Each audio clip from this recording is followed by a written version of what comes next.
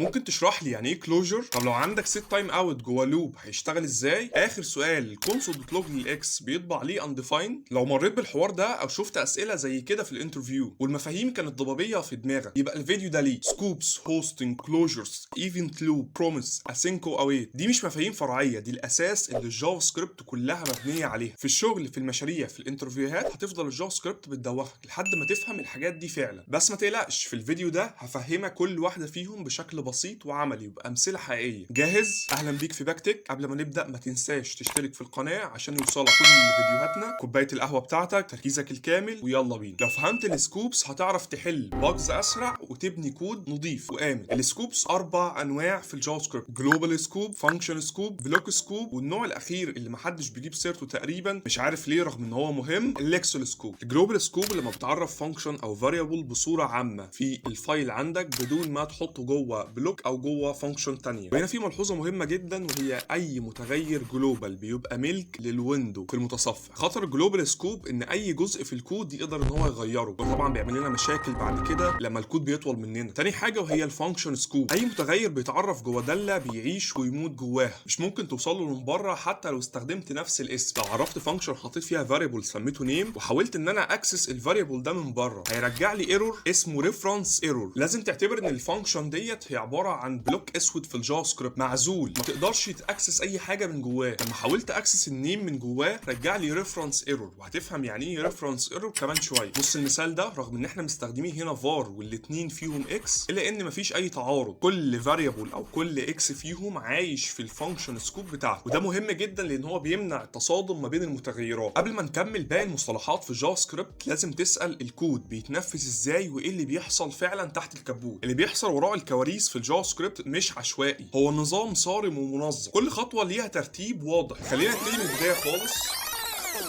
اول ما بتشغل الكود بيتكون حاجه اسمها جلوبال اكسكيوشن كونتكست، بيتسجل فيه كل المتغيرات والدوال اللي في الجلوبال سكوب، وبيتخزن فيه حاجه كمان اسمها جلوبال ليكسل انفايرمنت. وده بيتكون عندنا من حاجتين: الانفايرمنت ريكوردر، وده مكان الجافا سكريبت بتحفظ وتخزن فيه المتغيرات والقيم، والاوتر انفايرمنت ريفرنس، وده بيشير للبيئه المحيطه، بس بما اننا في الجلوبال كونتكست فبيكون قيمته ساعتها بنل. لحد هنا الجافا سكريبت بيبقى عارف مين موجود في المساحه العامه قبل ما ينفذ اي سطر كود فعلي. المرحله الثانيه وهو الميموري كرييشن فيز، في المرحله دي الجافا سكريبت بتعمل مسح كامل للملف، واي فانكشن ديكلاريشن بتقراها وبتحجزها في الذاكره في بلوك اسود زي ما اتفقنا. اي فاريبل بيتسجل لكن بتبقى ساعتها قيمته undefined، وده السبب الفعلي انك تقدر تنده داله حتى لو كتبت استدعائها قبل ما تعرفها، عشان اصلا الفانكشن ديكلاريشن بيسجلها مسبقا زي ما اتفقنا في بلوك اسود لوحدها. قبل ما نكمل، الفيديو ده من انتاج باكتك، وده جزء من محتوى مجاني بيشرح البرمجه بكل جوانبها. لو عجبك الشرح دعمك بلايك واشتراك ومشاركه الفيديو في جروبات البرمجه او مع اصحابك المهتمين بيفرق جدا وبيساعدنا ان احنا نكمل في تقديم النوع ده من المحتوى. بعد ما فهمنا الفانكشن ديكلاريشن، دلوقتي لما باجي استدعي داله ايه اللي بيحصل بالظبط؟ بيتكون حاجه اسمها اكسكيوشن كونتكست جديد. مهم جدا انك تفهم ان كل داله لما بيتم استدعائها الجافا سكريبت بتعمل لها كونتكست خاص بيها، اكنك قفلت الورقه القديمه وبدات انك تشتغل في ورقه جديده خاصه بالداله دي، بيكون فيها الفاريبل انفايرمنت والسكوب تشين والزس. كل اكسكيوت كونتكست جديد بيتضاف فوق اللي قبله في الكول ستاك، وما تستعجلش، هتفهم يعني ايه الكول ستاك دي قدام شويه، استنى عليا. اخر حاجه محتاجين ان احنا نفهمها قبل ما ننقل على النوع الجديد من السكوبس، وهو ازاي بتتعامل الجافا سكريبت مع السكوب تشين. لما انت تيجي تحاول توصل لمتغير جوه داله، الجافا سكريبت تبدا رحله بحث منظمه، بتدور عليه الاول في اللوكال سكوب او البيئه المحليه اللي هو موجود فيها، سواء كانت فانكشن او كان بلوك. لو ما لقيتوش بتبتدي ان هي تطلع للبيئه اللي اعلى منه بعد كده، وتفضل تطلع واحده واحده لحد ما توصل للجلوبال سكوب نفسه. لو ما لقيتوش في اي مكان ساعتها بتطلع لك بخط احمر الشهير ريفرنس ايرور. فاكر لما قلت لك من البدايه ان الجافا سكريبت عندها نظام واضح ومنظم بتشتغل بيه؟ هنا انت جاهز ارد لك على سؤال يعني ايه ريفرنس ايرور، واللي كنا طرحناه من شويه. الريفرنس ايرور هو مش مجرد خطا عشوائي، دي نتيجه مباشره لطريقه تفكير الجافا سكريبت وتنقلها ما بين السكوبس زي ما وضحت لك من شويه. لما بيحصل ريفرنس ايرور فاكنه بيقول لك ببساطه انا دورت في كل مكان، في الداله، في الانفايرمنت اللي اتولدت فيها، فيها. وفي الجلوبال مفيش اي حاجه اسمها اسم المتغير اللي انت بتسال عليه ده يا عم. اشهر مثالين موجودين في الجزء ده، وهو ان انا لو عندي فاريبل وعايز اطبع قيمته، افترض مثلا عندي فانكشن اسمها تيست، وحاولت ان انا اطبع قيمه اكس، هيرجع لي ريفرنس ايرور لان هو ما لقاش قيمه الاكس لا جوه الفانكشن ولا في الجلوبال. في مثال تاني برضه مشهور للجزء ده، وهو ان انا لو حاولت اطبع قيمه اكس قبل ما اعرفها، بس المثال ده بيربط شويه مع الهوستنج، فقبل ما نشرح الهوستنج هنتطرق ليه تاني، بس اعتقد انت وصل لك يعني ايه دلوقتي ريفرنس ايرور. النوع الثالث من السكوبس وهو البلوك سكوب. في الاكما سكريبت 6 ظهر مفهوم جديد اسمه البلوك سكوب. ده معناه ان المتغيرات اللي بتتكتب باستخدام ليت او كونست جوه كيرلي بريسز بيفضلوا جوه البلوك ده، محدش يقدر يشوفهم من بره. زي المثال ده كده قدامك، البلوك ده ممكن يكون جوه لوب او اف كونديشن او حتى مجرد كيرلي بريسز مستقله، بس خد بالك ده ينطبق بس على الليت والكونست. طب والفار؟ الحقيقه الفار بتذكرني باحد اصدقائي ما بتحترمش حدود البلوك ده. ليه؟ لان الفار عندها فانكشن سكوب فقط ومفيش عندها احترام للبلوك سكوب، فالزد هنا بتعيش على طول ما مفيش فانكشن بتغلفها. وده بيخلينا نسال سؤال، ليه البلوك سكوب مهم اصلا؟ لانه بيقلل احتماليه التضارب في المتغيرات. يعني لو انا مثلا عندي مجموعه من الفاريبلز عايز استخدمهم في اطار معين، بس انا مضطر ان انا اعرفهم في الجلوبال لاسباب مش مهمه نعرفها دلوقتي، ساعتها البلوك سكوب بيكون حل فعال انك تفصلهم عن الجلوبال انفايرمنت، وده فعليا بيخلي كودك اسهل وانضف في الصيانه. مش باجي اقول لك طبعا ان هو بيزود السكيورتي في التعامل مع القيم المؤقته، او بمعنى اصح الفاريبلز المتعرفه بصوره مؤقته. النوع الرابع من السكوبس وهو الليكسل سكوب. ده المفهوم اللي بيخلي الجافا سكريبت واحده من اغرب اللغات في التعامل مع المتغيرات. الليكسل سكوب الفانكشن بتقدر تشوف المتغيرات اللي اتكتبت في نفس المكان اللي اتعرفت فيه، مش اللي اتنفذت فيه. يعني لما تكتب فانكشن داخل فانكشن، الفانكشن الداخليه بتقدر تشوف المتغيرات الفانكشن اللي فوقها حتى لو تم استدعائها بعدين. مثال عشان تفهمني، لو انا عندي فانكشن اسمها اوتر وعرفت فيها متغير مسج واديتها قيمه اسمها هاي، وعرفت جواها فانكشن ثانيه اسمها انر، وحاولت ان انا اكسس على المتغير ده من جوه الفانكشن دي، هيأكسس عليه بدون اي مشكله. طب ليه بيحصل كده؟ لان الفانكشن دي بتكون محفوره جوه الليكسل انفايرمنت اللي لسه ذكرتها لك من شويه لما الفانكشن بتعزل نفسها في بلوك لوحدها. بس خد بالك ملحوظه مهمه جدا، ان ما ينفعش العكس. يعني لو انا حاولت جوه فانكشن الاوتر ان انا اكسس متغير من فانكشن الانر، مش هيحصل. يعني ساعتها هتكون فانكشن الانر هي ليها ليكسل انفايرمنت منفصله لوحدها، فمن الاخر هي بتشوف اللي فوقيها ولكن ما تقدرش انك تشوف اللي تحتيها. وهنا انا بتكلم تاني على الليت والكونست اللي ينطبق عليهم الشروط دي. استنى قبل ما نكمل، ده اختبار سريع. بص الكود ده، وقف الفيديو وفكر ايه اللي هيتطبع هنا. سيب اجابتك في الكومنتات قبل ما نكمل، وخليني اقول لك ايه اللي هيحصل. كده نكون خلصنا مفهوم السكوبس بانواعها. لو مفهوم السكوب لوحده عمل لك صداع، استنى بقى لان اللي جاي اغرب، وده اول ما تدخل في عالم الهوستنج. يلا بينا على الهوستنج. جربت تستخدم متغير قبل ما تعرفه واشتغل، او حتى حصل لك ايرور؟ الموضوع مش صدفه، دي حاجه اسمها هوستنج. يعني ايه هوستنج في الجافا سكريبت؟ الجافا سكريبت قبل ما تبدا تنفذ اي سطر في الكود زي ما اتفقنا، بتروح تعمل مرحله تحضير وتحليل للكود كله، وده بيتم زي ما عرفنا قبل كده في الكرييشن فيز. الجافا سكريبت بتحرك تعريف المتغيرات والفانكشنز لفوق في الكود اثناء عمليه الكومبايلنج تايم مش الرننج تايم. في المرحله دي الجافا سكريبت بتعمل حاجه مهمه جدا اسمها الهوستنج او الرفع. يعني ببساطه الجافا سكريبت بترفع تعريف المتغيرات والدوال لاعلى السكوبس اللي هم فيه، مش المكان اللي انت كاتبه فيه فعليا. يعني الكود ده الجافا سكريبت هتترجمه بالشكل ده. وهنا بقى خلينا نرد على السؤال اللي طرحناه في بدايه الفيديو خالص، واللي هو ليه هنا الكونسول دوت لوج ما طبعتليش ايرور، طبعت لي undefined. الحقيقه ان المشكله دي بتحصل في الفار بس، اما الليت والكونست فوضعها مختلف شويه، لان زي ما قلت لك ان هي بتعمل هوست، فبتعرف المتغير في الاول، فكده كده المتغير بيكون متعرف، يكون محطوط له فاليو باي ديفولت undefined، او نقدر نقول ده الوضع الافتراضي بتاعها. طب لو حاولت تجرب الموضوع ده مع الليت او الكونست، هنا الدنيا بتختلف. بص المثال ده، المتغير بيه اترفع فعليا برضه شبه الفار بالظبط، لكن الجافا سكريبت بتحطه في حاجه اسمها temporal dead zone او منطقه الموت المؤقت. طب يعني ايه التمبرال ديد زون او التي دي زد؟ هي الفتره ما بين بدايه السكوب ولحد ما يوصل للسطر اللي فيه الليت او الكونست ويعمل له تهيئه فعليه. في الفتره دي لو حاولت انك توصل لمتغير هتاخد ريفرنس ايرور مش undefined، لان هنا الجافا سكريبت بتحميك من استخدام متغير قبل ما تعرفه فعليا. خلينا نلخص الموضوع سريعا. الفار والليت والكونست وحتى الفانكشن بيحصل فيها هوستنج، النتيجه اللي بترجع من الفار بتكون undefined، والليت والكونست عشان الجافا سكريبت بتحميني فبترجع لي ريفرنس ايرور. سهله. يلا بينا على الكلوجرز. يعني ايه كلوجرز؟ الكلوجر هو لما تكون داله جوه داله، وفي نفس الوقت بتحتفظ بقدرتها على وصول المتغيرات للداله الام حتى بعد انتهائها. بص المثال بتاع البنك ده، لو عملنا فانكشن اسمها بنك اكونت واديناها بارامتر اسمه بالانس بانيشيال قيمه 100، الفانكشن ويزدرو تقدر تشوف برضو البالانس حتى بعد انتهاء البنك اكونت، وده لان الويزدرو بتحتفظ بالكلوجر الخاص خاص بيها. لما استدعينا الفاريبل اللي هو واي ميلت وادينا له بارامتر 30 قدرنا نعدل على البالانس برضه بدون ما حد تاني يقدر يلمسه. وهنا لازم تسال سؤال مهم قوي، وهو ليه الكلوجر مهم؟ الكلوجر مهم عشان بيحافظ على البيانات، او نقدر نقول حاله اسمها الانكابسوليشن. ده كونسبت مهم جدا في الاوبجكت اورينتد ديزاين وانشاء السيستمز، زي ما عملنا مثلا في المثال المبسط بتاع البنك اللي كان محدش يقدر يغير البالانس الا الفانكشن بتاعت الويزدرو اللي موجوده جوه الفانكشن الاساسيه بتاعتي واللي هي البنك اكونت. وطبعا بيقدم لنا قيمه كبيره جدا من السكيورتي، بالاضافه ان الكلوجر بيتم استخدامه في حالات تحكم بالايفنتس وغيرها. وكده نكون خلصنا، ويلا بينا على الايفنت لوب. عمرك كتبت كود اسync بسيط وفوجئت ان الترتيب طلع عكسي؟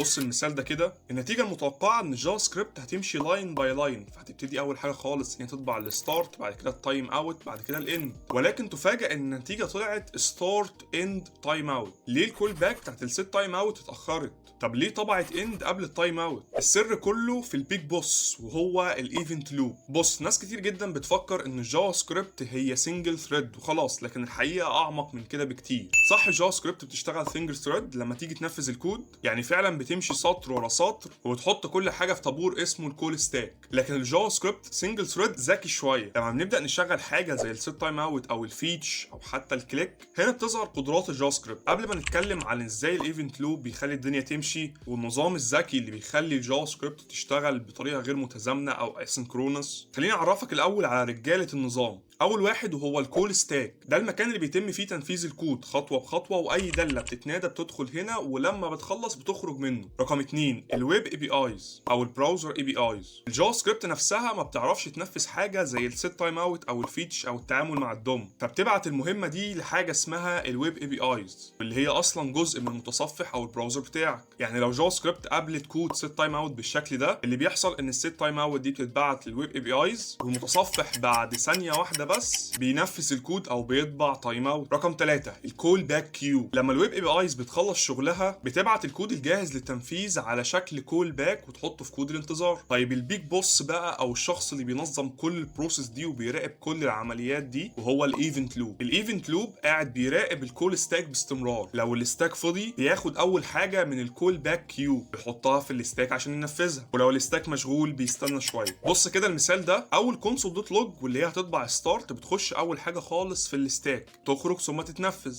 بعدين الست تايم اوت، الجافا سكريبت بتيجي عندها وتبعتها للويب اي بي ايز عشان تنفذها. بعد ما الويب اي بي ايز بتنفذها بتتحط في الكول باك كيو. بعد كده الجافا سكريبت بتكمل البروسيس بتاعتها عادي وبتنتقل للسطر اللي بعده وهو الكونسول دوت لوج للاند، بيدخل على الستاك تخرج منه ثم تتنفذ عادي. كده الستاك بقى فاضي، فالايفنت لوب ينتهز الفرصه وياخد اللي في الكول باك كيو اللي هي الست تايم اوت اللي كانت موجوده ويحطها في الستاك عشان يبتدي ان هو ينفذها. لو فهمت الايفنت لوب فانت هتكون فهمت عمليات كتيره جدا بتحصل خلف الكواليس في الجافا سكريبت. اللي جاي وهو البروميس والاسync والاوي. وهنا احنا محتاجين نرجع شويه بالزمن لورا عشان نشوف الكابوس الحقيقي اللي كان بتسببه الجافا سكريبت في كتابه الكود. وده بيحصل لما بتمشي في طريق الكول باك لحد لما تلاقي نفسك في عمق الجحيم. وخليني اوضح لك حكايه عمق الجحيم دي ايه ظروفها. بص، لو انا عندي مجموعه من الفانكشنز كلها بتتم عن طريق كول باك، او من الاخر بتستنى فتره زمنيه معينه عشان تشتغل، مثلا فانكشن زي الاوثنتيكيشن، فانكشن زي الفيتش. خد بالك انا عايز الكود يمشي بالترتيب، يعني اليوزر هيخش هيعمل الاول اوثنتيكيشن ثم هيعمل فيتش للسيتنجز بتاعته، ثم بعد كده هيعمل فيتش لليوزر داتا، ثم بعد كده هيعمل فيتش للبوستس والكومنتس. وما بين كل فانكشن او ما بين كل استدعاء فانكشن والتانيه فاحنا حاطين نص ثانيه. لو حاولت ان انا اشغل الكول باك او الفانكشنز ديت ورا بعضها فهتطبع كلها في نفس الوقت، بس احنا مش عايزين كده، احنا عايزينهم يظهروا بنفس الترتيب بعد كل نص ثانيه. يعني تستنى نص ثانيه اللي بعديها تشتغل، تستنى نص ثانيه اللي بعديها تشتغل، وهكذا. عشان تعمل حركه زي دي فانت هتضطر تكتب الفانكشنز كلها جوه بعضها بطريقه فيها هرميه، فهيطلع معاك الشكل ده، وده اللي بيسمى بجحيم الكول باك او الكول باك هيل. احنا فعلا نفذنا المطلوب بس الكود بقى صعب جدا، والتسلسل فيه كان عميق وصعب انك تقراه، وصعب كمان انك تعدل فيه. وتخيل لو احنا بس بنتعامل مع الاف الفانكشنز في بعض المشاريع، تخيل الوضع ممكن يكون عامل ازاي. وهنا مصممين جافا سكريبت فكروا وقالوا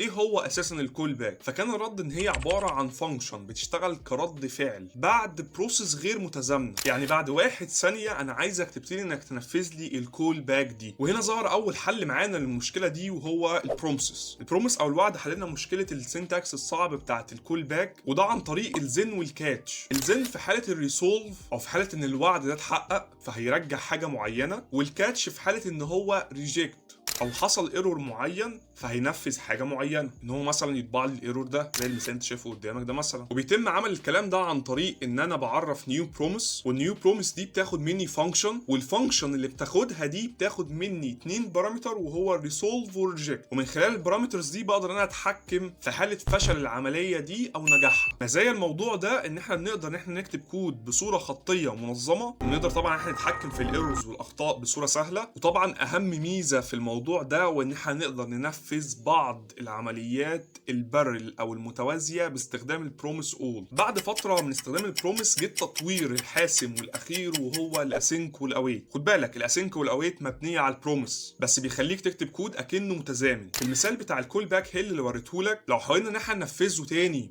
بالاسync والاويت هيكون شكله بالمنظر ده. كل المطلوب منك بس ان انت تحط اسync جنب الفانكشن الاساسيه اللي هي هتندى على الداتا دي، والداتا دي هتتاخر بالنسبه لها، وتحط جنب الداتا كلمه اويت عشان تستنى البروميس ده او الداتا دي لفتره زمنيه معينه، او يحطها ان هي اسynchronous فانكشن او اسynchronous بروسيس وما يتعاملش معاها على ان هي synchronous زي الكونسول دوت لوج. كده الكود بقى اسهل في القراءه والفهم، اقوى في التعامل مع الايرورز والمشاكل، واوفر حتى في كتابه الكود. بدل ما كنا هنكتب عدد اسطر كبيره، احنا كل اللي احنا محتاجينه كلمتين async واويت، async قبل الفانكشن واويت قبل الفانكشن اللي هترجع البروميس. بس استنى، عشان الكود ده يشتغل لازم نحول الدوال بتاعت الكول باك اللي كان السنتكس بتاعها لبروميس بالشكل ده كده. وده ملخص او مقارنه سريعه شامله تلخص لك كل التفاصيل اللي اتكلمنا فيها من ناحيه البروميس والكول باك والاسync والاويت. اخر حاجه هنتكلم عليها وهي الايرور هاندلنج. في عالم الاسync غلطه صغيره ممكن تبوظ السيستم كله، ودي بعض النصايح السريعه اللي المفروض ان هي لو اتبعتها هتحميك. استخدام الفانكشن بتاعت الكاتش مع البروميس عشان تهندل الاخطاء اللي هتطلع من البروميس. في الاسync والاويت دايما خليك في السيف زون مع التراي والكاتش، يعني ما تنفذش عمليات خارج اطار التراي والكاتش شبه ما شفت في المثال اللي فات. لو عندك اكتر من بروسيس او اكتر من عمليه فحاول انك تفصلها لاجزاء صغيره عشان يبقى سهل في الصيانه المستقبليه للكود والتحسينات اللي هتحصل بعد كده. لو وصلت الحته دي فده معناه ان انت فهمت الفرق الحقيقي ما بين عمليات السync واللي هي مثال عليها الكونسول دوت لوج، والعمليات الاسync واللي هي مثال عليها السيت تايم اوت. وفهمت برضو طريقه الايفنت لوب البيج بوس بتاع الجافا سكريبت، وازاي البروميس والاسync والاويت بتنقذك من جحيم الكول باك. لو فهمت الاجزاء دي كويس قوي فانت كده عديت من واحده من اصعب مراحل تعلم الجافا سكريبت. قبل ما تقفل خلي رحلتك تكمل. لو الفيديو ده فكك مفاهيم كانت معقده بالنسبه لك، يبقى في 3 خطوات لازم تاخدهم دلوقتي. اشترك في القناه وفعل الجرس، اللي جاي هيدخلك في مفاهيم اعمق وهتخليك اسرع واشطر من غيرك. ادخل قناه التليجرام فيها شروحات سريعه، ملخصات ذكيه، ومصادر مذاكره مركزه. انضم لمجتمعنا او جروب التليجرام الخاص بينا، مجتمع باك تك، مجتمع محترم بيشارك ويساعد ويتعلم مع بعض. كل اللينكات في الوصف. وقول لنا في الكومنتات ايه اكتر حاجه كنت شايفها معقده وفهمتها اخيرا.